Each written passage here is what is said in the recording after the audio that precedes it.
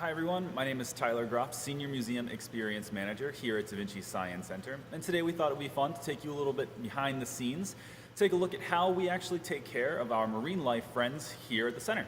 For those of you who are not as familiar with Vinci Science Center or our marine tank, we have a 550-gallon tank that houses a plethora of animals, including sea stars, some hermit crab friends, and even a few urchins and other fish friends. Today, we're going to take a quick tour just to see what these animals eat and how we can make sure that we keep them in tip-top shape every single day. In order to make sure that our fish friends and the rest of our marine animals are taken care of, we work with our friends at Something Fishy to make sure that we provide our friends with the best nutrition that they need.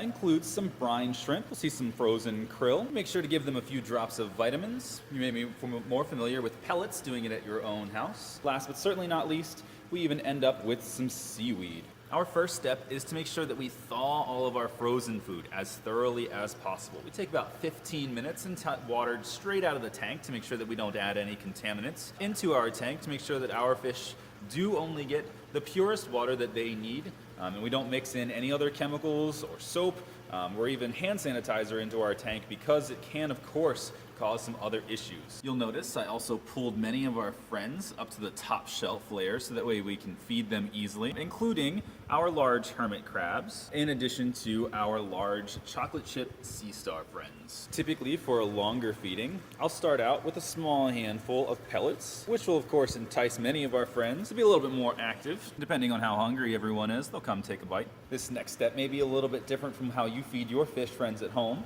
So we take this sheet of seaweed, we'll make sure to submerge it in some water so it can actually get rehydrated a little.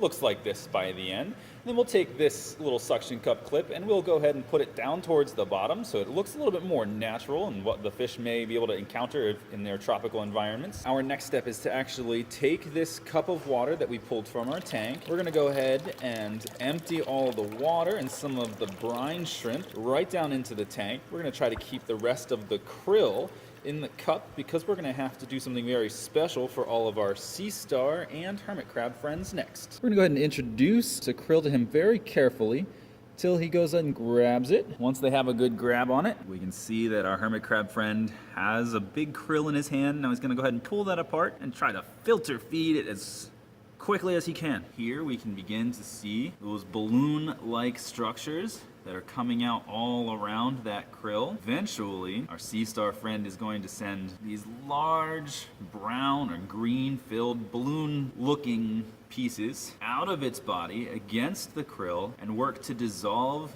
and absorb it. Very different how you and I would eat our food.